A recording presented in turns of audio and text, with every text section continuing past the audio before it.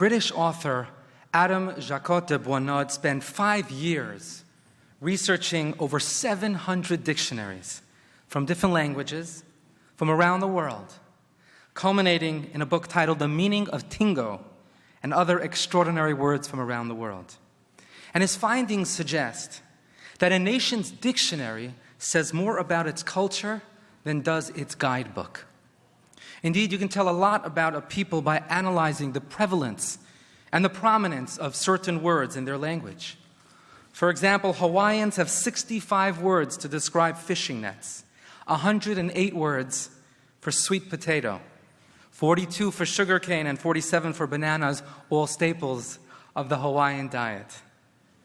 In Albania, for those of you who were at lunch and saw the trailer, where there was a fascination with facial hair, there are 27 words to describe mustaches and eyebrows, respectively. Notably, in the same way that Inuits have many words to describe the subtle differences between different types and textures of snow, the Talmud employs a wide range of words to describe different types and categories of inquiry, reflecting the centrality of asking questions in Jewish culture and tradition. They tell a beautiful story about the Nobel Prize-winning physicist Isidore Rabi.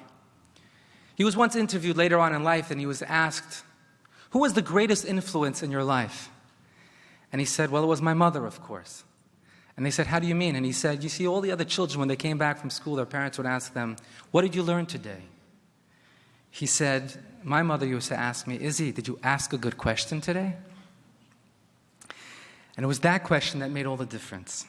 Another telling example about Jewish culture is the fact that there are many words in Hebrew that describe joy and happiness.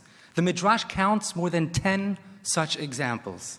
To name a few, there is Sason, Simcha, Gila, Rina, Ditza, Chedva. Welcome, just in time. Each of which describe a different shade of joy, from spontaneous joy, Gila, from the word wave, which overwhelms, to the kind of exuberant joy expressed in song, Rina, from the word song, and dance, Ditza, as well as the bittersweet joy that is tinged with sadness, Sason, such as when a parent walks their child down the aisle. As is evidenced by the numerous nuanced descriptions of joy in Hebrew, despite the many humorous stereotypes to the contrary, Jewish people take their joy very seriously. Incidentally, in the late 1800s, two prominent intellectuals of the time, Ernest Renan and Thomas Carlyle, elicited Jewish outrage when they argued that Jews completely lack what they called the faculty of laughter and a sense of humor.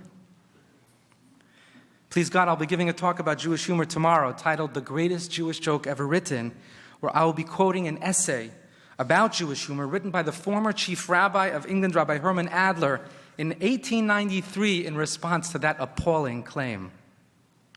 But on a bit of a lighter note, they tell the story of a waiter going around the restaurant and asking patrons, "Excuse me, is everything all right? Is everything all right?" And then the waiter encounters two Jewish patrons and asks, "Is anything all right?" Which brings us to an ancient question vigorously debated over the millennia. Does the language we use merely express our worldview and values, or does it shape them? Do the words we use merely convey our thoughts and emotions, or do they influence the way we think and feel? As a growing body of research suggests, language does more than communicate our perception of reality, it creates it. Indeed, according to Professor Lera Boroditsky, a cognitive scientist who specializes in the fields of language and cognition, one of the key advances in recent years has been the demonstration of precisely this causal link between language and perception. It turns out that if you change how people talk, that changes how they think. If people learn a new language, they also inadvertently learn a new way of looking at the world. In the words of Charlemagne, to have a second language is to have a second soul. Boroditsky offers numerous examples to showcase just how vital a role language plays in shaping the way we view and interface with the world around us. I'll give you one or two examples.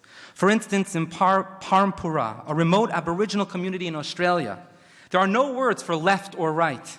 Instead, Indigenous Australians speak only in terms of cardinal directions: north, south, east, and west. So, for example, if one wants to tell a friend that they have an ant on their pants, one would say something like, "There's an ant on your southwest leg." Hello in Pamparwa would translate more accurately as, "Which direction are you going?" If you don't know which way is which, you may find yourself stuck both conversationally and physically.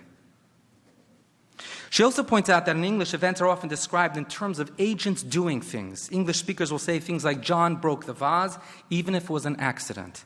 Speakers of Spanish or Japanese would say, "The vase broke," omitting the guilty party.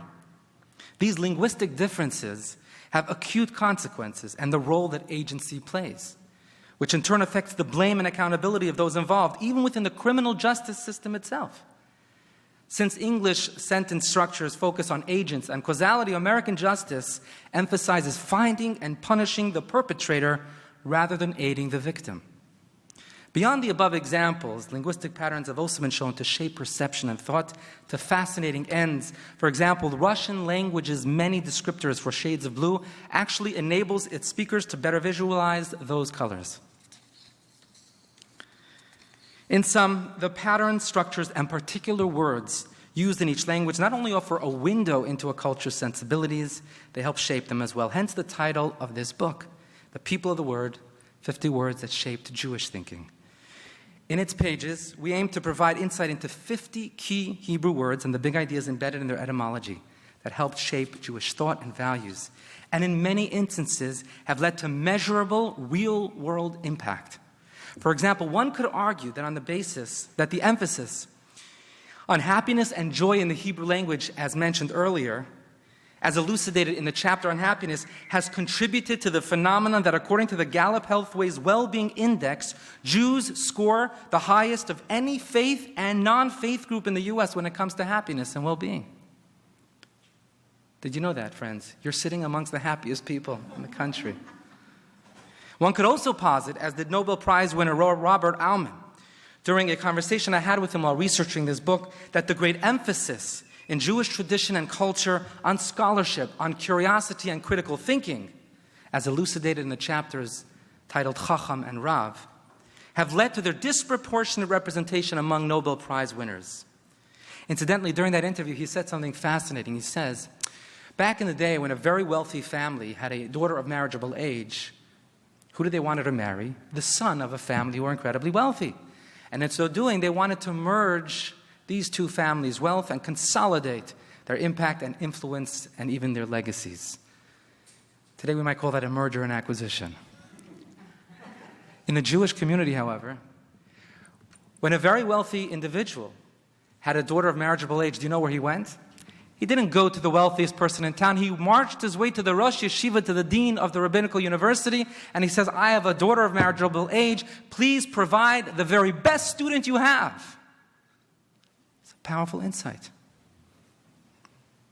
A final example of the link between the Jewish way of thinking, speaking, and being can be drawn between the Hebrew word tzedakah, often mistranslated as charity, and its true meaning as elucidated in the chapter on philanthropy.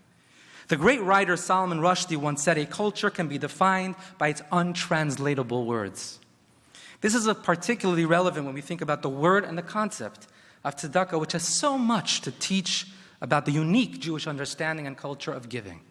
To quote the late Rabbi Lord Sachs, of blessed memory, the Hebrew word tzedakah is untranslatable because it means both charity and justice.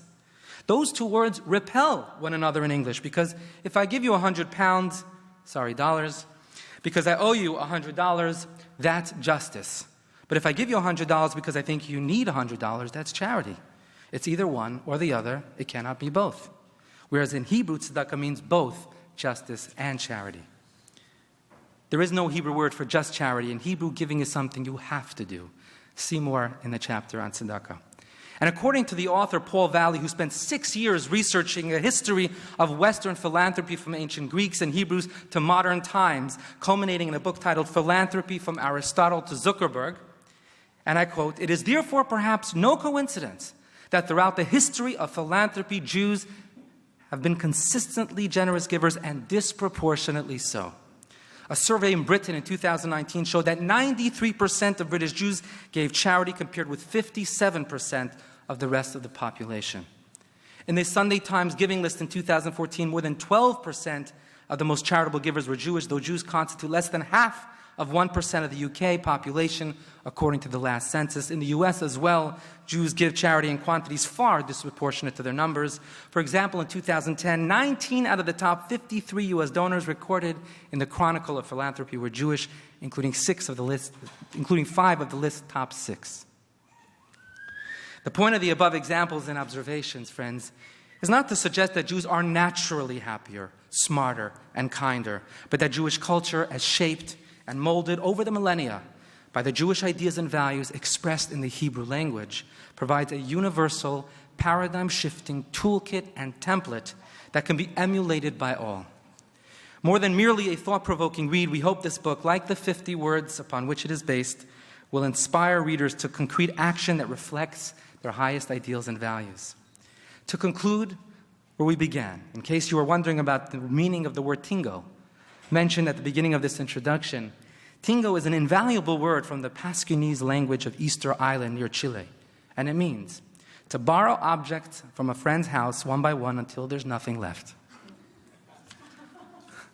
And this, dear friend, perfectly describes the way Zalman and I would like you to read this book. We invite you to borrow these words one by one and make them your own in thought, word, and deed.